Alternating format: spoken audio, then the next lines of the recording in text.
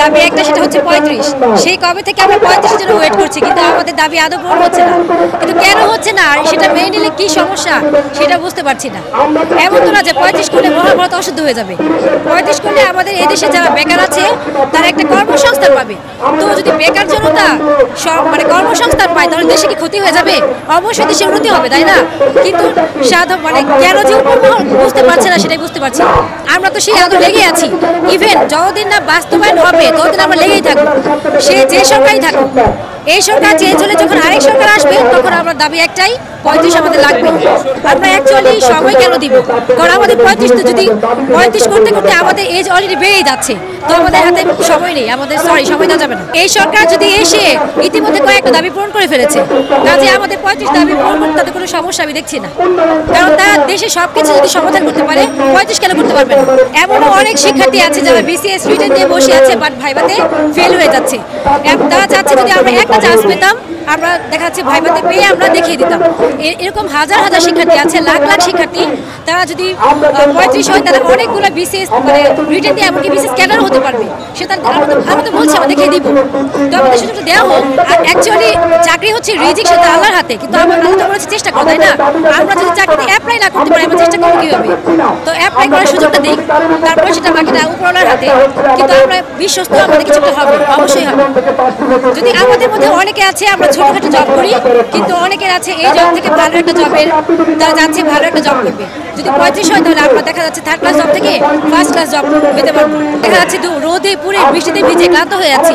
এমন অনেক ভাইয়েরা আছে যারা কথা বলতে বলতে ওদের গলা একদম ভেঙে গেছে, তাও কিন্তু আন্দোলন থেমে যায়নি।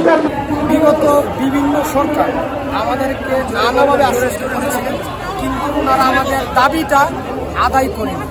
তাই আমরা বাধ্য হয়ে এখানে এসেছি। এর আগে আমরা দেখেছি অনেকেই বিভিন্ন ধরনের দাবি দাওয়া নিয়ে হাজির হচ্ছেন। বলা হচ্ছে যে আমাদের দাবিটা নতুন করে না, আমাদের দাবিটা কিন্তু 12 বছরের একটা দাবি। আমাদের এই দাবি আদায়ের জন্য আমরা বিভিন্ন সময় বিভিন্ন জায়গায় হামলা মামলা শিকার হয়েছি।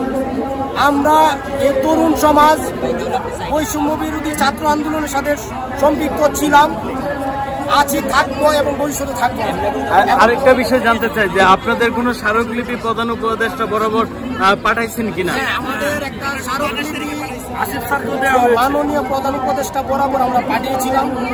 উনি বলেছিলেন যে এটার সাথে নাকি নৈতিক সমর্থন আছে, কিন্তু আমরা চাই উনি আমাদের আশ্বস্ত করুক, উনি নিজে বলুক বা উনার নেতৃত্বে একটা প্রতিনিধি দল এখানে পাঠাক অথবা প্রজ্ঞাপন আকারে আমাদেরকে আশ্বস্ত করুক, তাহলে আমরা এখান থেকে চলে যাব। আমরা আরেকটা জিনিস জানতে পারছি যে এখানে নাকি একজন প্রতিনিধি আসবে, তো কি বিষয়ে কথা হবে তাদের সাথে?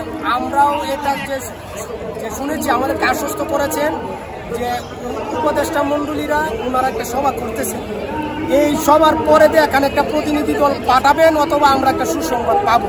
এই জন্য আমরা এখানে আছি।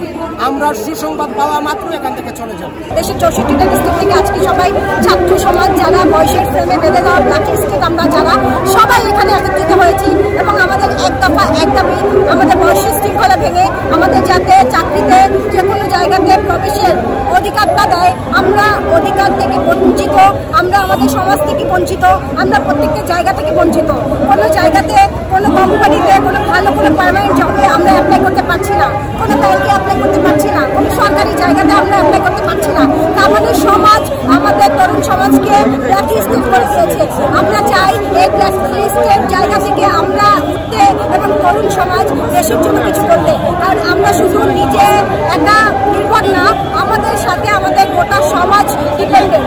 আমরা একটা পরিবার যদি আপনি উন্নতি হয় তাহলে কিন্তু সেটা কোনো অংশেই সমাজ বিচ্ছিন্ন না, সমাজ কিন্তু সেটার অবদান রাখে।